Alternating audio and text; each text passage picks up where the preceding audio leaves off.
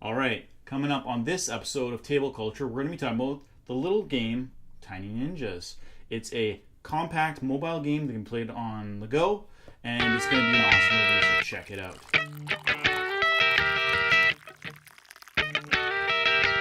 All right, we're back for another episode of Table Culture, the show where we give you recommendations on games and card games you should play. This is a Kickstarter game by the designer Ryan Leininger. It's called Tiny Ninjas, and I'm going to actually take it apart as I explain how the game works. So this game is a two-player game, so meant to be played exclusively with two players. And the way it works is you actually set up the game in the box, and you can play it on the plane, on the train, in the car, wherever you are. And that was a rhyme that I came up with on the fly. Effectively, what you're going to be doing while you're playing this game is using dice rolls to dictate how you play cards that you get in your hand. So it is a card drafting game. You're given a hand of 5 ninjas, and you will be playing your ninjas in turn order against your opponent. So the way that it works is when it's your turn, you can attack your opponent, and you can attack your opponent with one ninja, and then they can block with another ninja. So each ninja card has a attack row and a defense row, and you roll kunai dice or shuriken dice to determine whether you're going to do a color defense or a number defense. And all the cards Ryan has here have been laid out to explain that in pretty simple detail. And they also, some cards will have special effects, like the medic card can heal you, or the cyborg card can heal you, or the pirate card can steal, and the princess card can heal as well. So I keep talking about healing cards. But there's a bunch of different cards in there. There's a ghost card and the pirate card that I mentioned. There are really powerful cards called legends. Another thing that's really interesting about this game is not only do you use these 2 dice for your attack and defense rolls, but you also can attack and defend against players using certain colors of cards. So some characters will attack with blue damage, and some will attack with red damage, and you can only defend against blue with blue, and you only defend against red with red. Also, some cards will have a yellow defense, which means they can block both.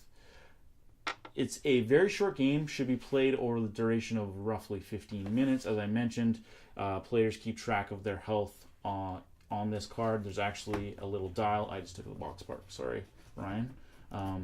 There's actually a dial here that shows you how much health you have in your maximum amount. And there's also these senseis here that help you keep track of games. So if you want to do a best of 3 or best of 5, you can actually move your sensei along as you win matches.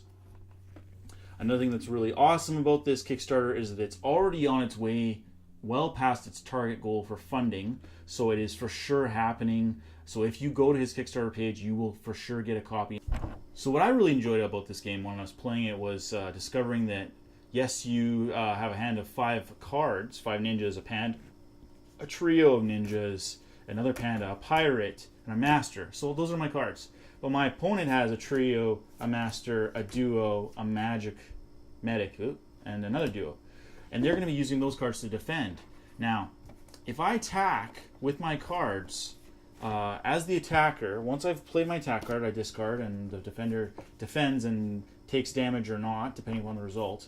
As we do these things, as the attacker, I'll actually be losing my cards. So when it comes to be the defender's turn, they actually drop to 5, and then now they get to attack me with 5 cards to my 3, and so on and so forth. The cycle goes. And the reason that this is awesome is that sometimes you'll find yourself in a situation where, as the attacker, you only have 2 cards to work with, and now you're trying to decide: do I want to finish my attack and knock the other player out, or do I want to back off? Because if you fail in your attempt to damage the other player, they can now backlash against you. And that actually happened in one of the games that we played.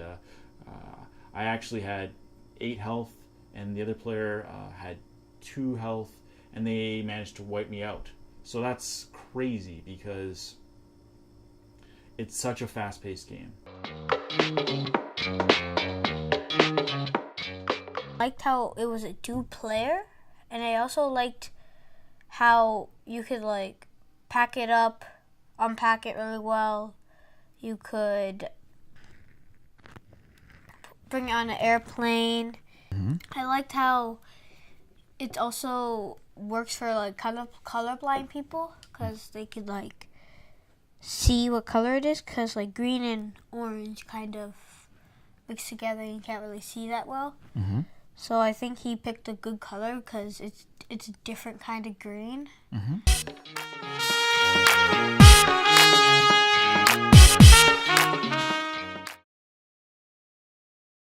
So another thing that's really great about this game is it is for 8 and up. So my stepson Miguel was able to play this game and found it really simple. And another thing that you may appreciate for families out there is that Ryan and his wife Layla are a husband and wife duo who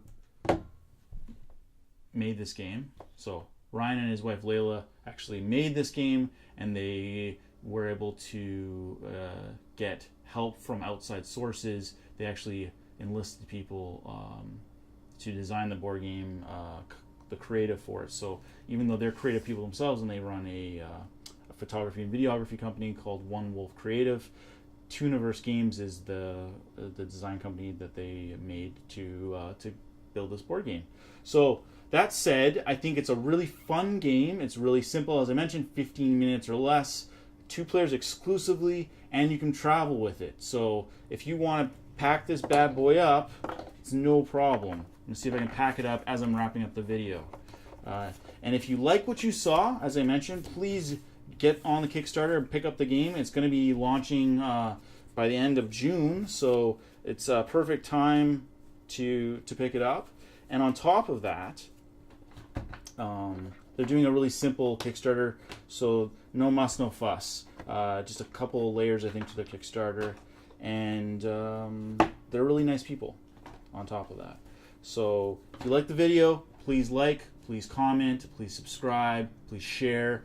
I'm always looking for help, because we want to grow this channel and get more awesome Kickstarters mentioned for board games, music reviews, movie reviews, my interviews with professional creatives, and also, of course, the crosstalk videos that we do where we talk about pop culture.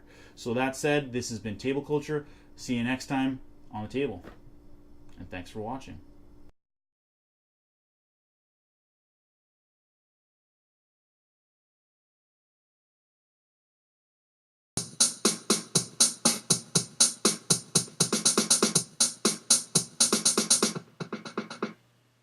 Ryan actually mentioned to me that the reason why he designed this game this way and why he was inspired to make it this way is that when he was a kid, and I think we're in the same age group because I remember this too, he played with Mighty Max figurines, which was literally a toy in a box. So you could actually take those pieces and play inside the little box, whereas with this game you can actually play against your opponent in the box, and it makes it really easy for pack up, and it makes it easy to play.